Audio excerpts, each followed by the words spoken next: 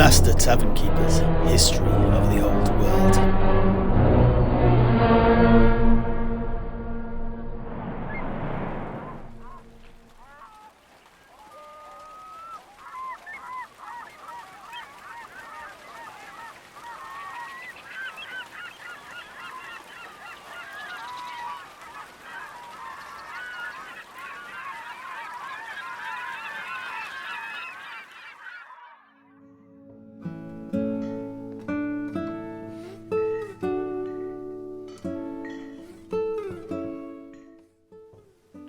And so, let us now get back to the world according to Engler Brack.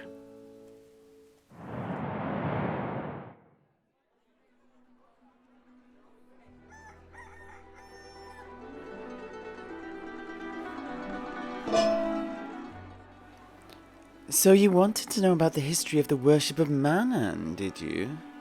As it happens, I made a study of the old scrolls and journals of yesteryear, painstakingly written by my forebears, when I was at the University of Nuln, under Professor Malwart. Saskia, I heartily recommend sending young Septimus here to Nuln to study when he gets a little older. It provides a first-class education and a plethora of life-enriching experiences off campus. Noon. During my time at Nuln, I first encountered mention of the worship of a sea god by the tribes of Man in the travelling logs of the ancient dwarves. The earliest of these describe their encounters with primitive tribes of humans on the Tylean Sea, both on the shores of what we now call Tylea and on the Estalian Peninsula. It spoke of them worshipping an ill-defined pantheon of minor sea spirits and gods in these small shrines, grottos, and sea henges. Here they would offer sacrifices in order to secure the bounty of the sea and protection from reavers. But later accounts tell us that perhaps, inspired by the elven ruins that are dotted around Tylea, they switched the focus of their worship to centre on a god akin to the elven god Mathlan, whom they called Mafan. The Norse too had their sea god, an embodiment of the fury of the Sea of Claws that the professor hypothesized was the nascent god Stromfels. May that name be cursed forever.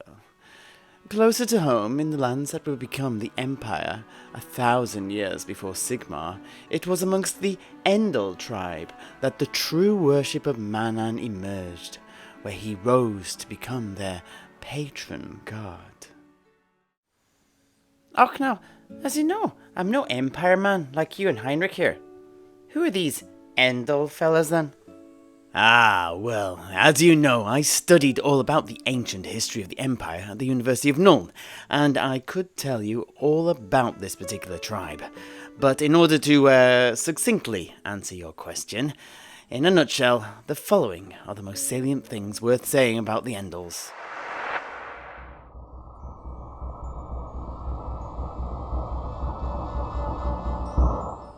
The Endals, ancestors of the Westerlanders, were an ancient and somewhat belligerent tribe that dwelt around the area we now call the Wasteland, just north of the Reich Delta.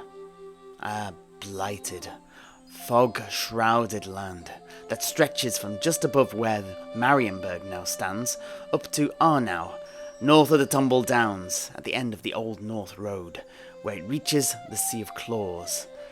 Arnau is now the home of the old noble house of the Van Burens that overlooks the forest of Laurelorn to the east. These are fine men and women, if a little parochial and prone to self-aggrandizement. Now, there is much to say on the history of the Wasteland and the war between the Skaven and the Vermeer that gave it its current status, but another time, eh? Anyway, the Endals primarily lived on the more hospitable northern and eastern lands around the Wasteland, in addition to exploiting the marshes themselves. However, this all changed with the coming of the Jutones.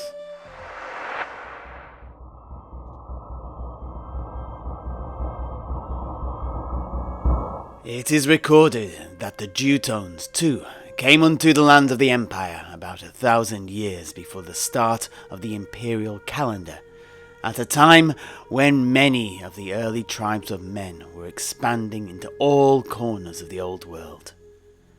The Jutones settled along the coastline that borders the Sea of Claws, and yes, by which I mean present-day Nordland, but also Ostland. However, all did not go well. The early Jutones found themselves trapped between two fierce enemies. The first were the Norsai, from across the sea to the north. Oh, yeah, whose threat is still with us today, undimmed. Aye, alas, that it is so. Och, to be true. But who is this other threat then? Ah, why, that would have been my very own ancestors, antecedents of many a Midlander, the Teutogens.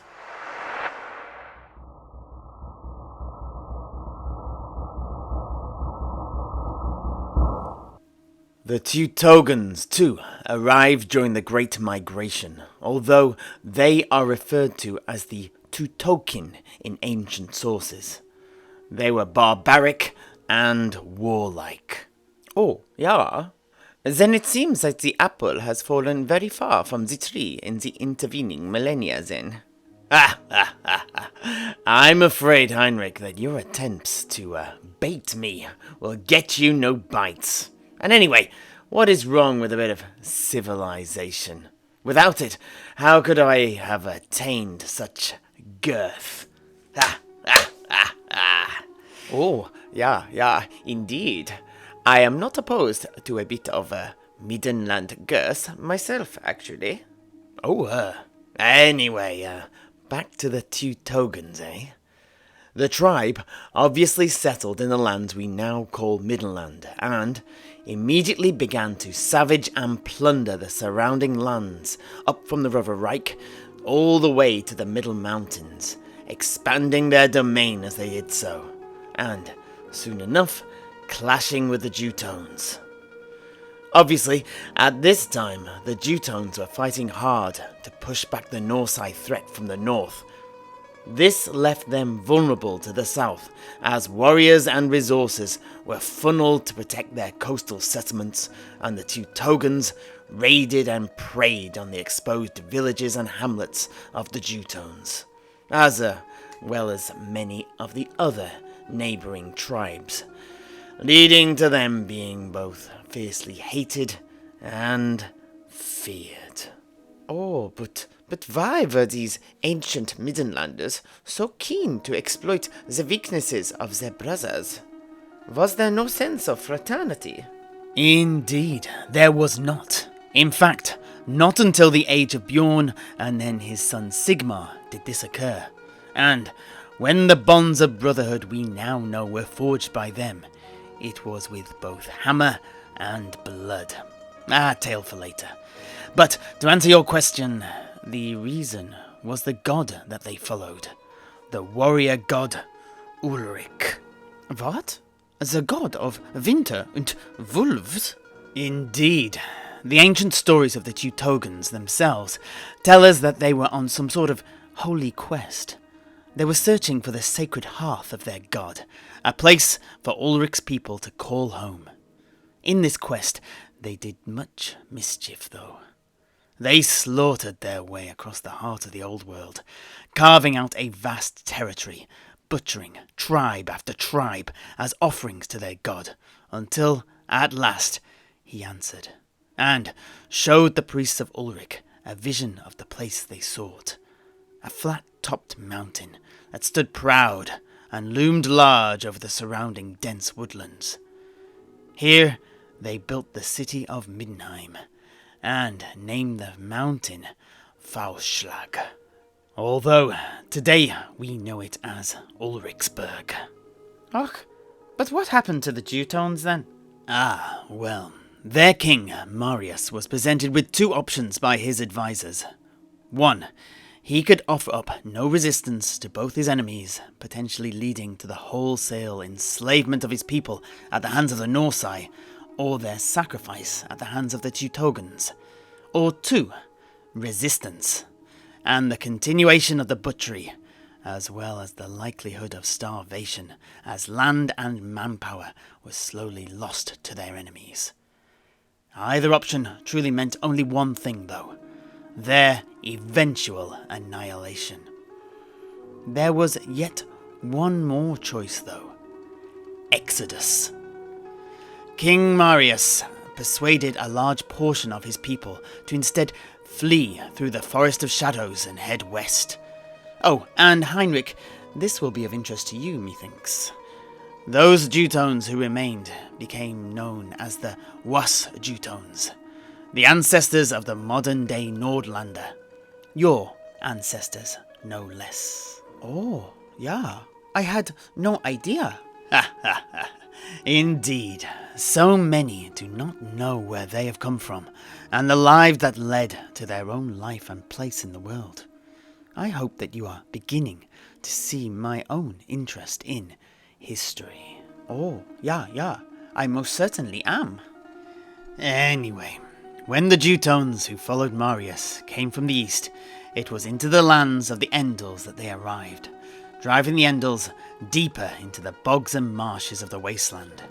But it was at this point that their god, Manan, the sea god of the Endals, gifted a vision to their chieftain, King Marbad, leading him to take those that would follow him down to the Reich estuary to found the city of Marburg upon a gigantic black rock that stood proud of the surrounding heath and marshland, and was once an outpost of the elves of yore. According to an old Endal tale, when King Marbad came upon the site, little remained of the ancient settlement, apart from their foundations. However, at the heart of the rock was a 6-foot-high wall made from pale blue stone. Within lay an entrance to a cavern beneath the black rock, within which King Marbad found a magical, hidden chamber whose enchantments had faded. Inside, the king discovered a sword that had been unsheathed and stabbed deep into the rock, a blue gem burnt at the tip of the pommel, its hilt wound with bright silver wire. Around it were dwarf bones, as well as tattered remnants of clothes, ancient books, and a smattering of gold coins. He retrieved the sword and named it Ulfshard. Ach, so is this blade famous or something? Ah, indeed it is.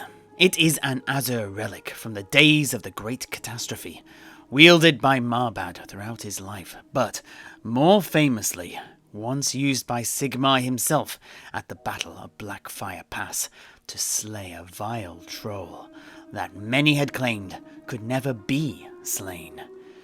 The sword was passed down after Marbad's death and became a symbol of power for the rulers of the Endals.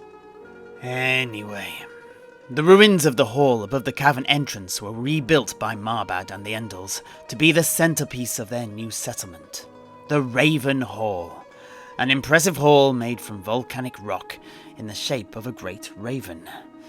However, mostly of the buildings, despite having stone foundations, were made from wood, and damp rot was apparently a constant problem. But whilst the Endals were settling into their new abode, the newly arrived Jutones found that their new lands came with a price. You see, the climactic end to the war between the Fimir and the Skaven had not eliminated the native Fimir. Marius and the newly arrived Jutones soon found themselves engaged in an ongoing war with the Fimir, both sides intent on the eradication of the other. It is written in the saga of Dobe Arend that around 10 years before the start of the imperial calendar, the two warring factions fought a fierce battle amidst the ruins of an ancient elf fortress. Here, King Marius bested the Queen of the Fimir in hand-to-hand combat, killing her at a place called Slagveldsrots, which means battlefield rock. With this decisive victory, the Jutones laid claim to the marshes, as well as all the lands that lay between the forests and the sea.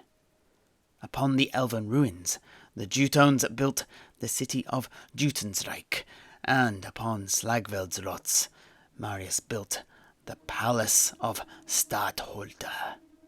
Anyway, it goes without saying that both the Endals and the Jutones became fierce rivals. Although the efforts of both King Bjorn of the Umberogen tribe, previously known as the Hunberoken during the Great Migration, and his son, the famous Sigmar Heldenhammer, did much to form bonds between the two, as the tribes of men fought against the threat of the Greenskins and the Norsai.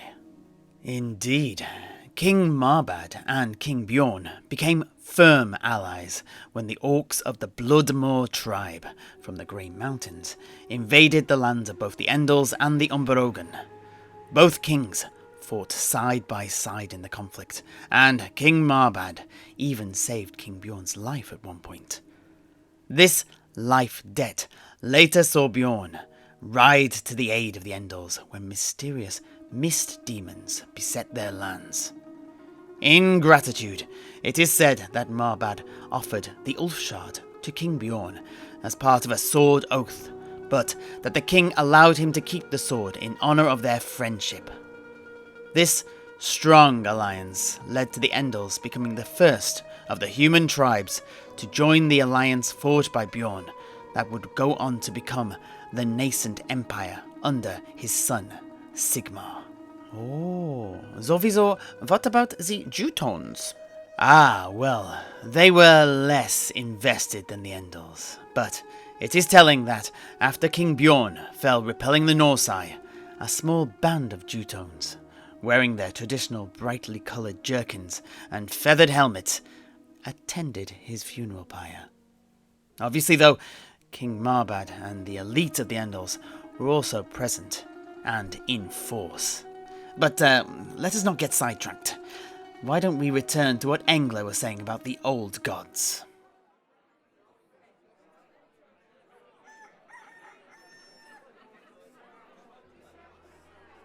Noon, Professor Malwart asserted that in the nascent empire, as the various peoples of the numerous tribes of men mingled, Manan, the sea god of the Endals, came to swallow up the other minor sea and river deities, either replacing them completely or relegating them to mere facets of Manan.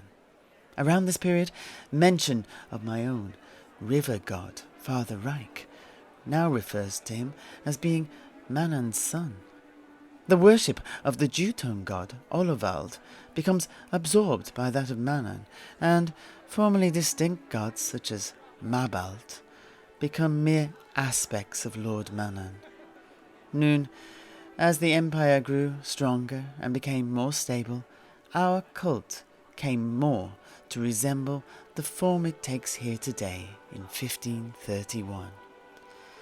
Professor Malwart said there was much more to explore with regards his theory, but he never got chance. Fate stepped in, and he was suddenly drowned in his study on the 5th floor of the university. Somehow it had filled up with seawater.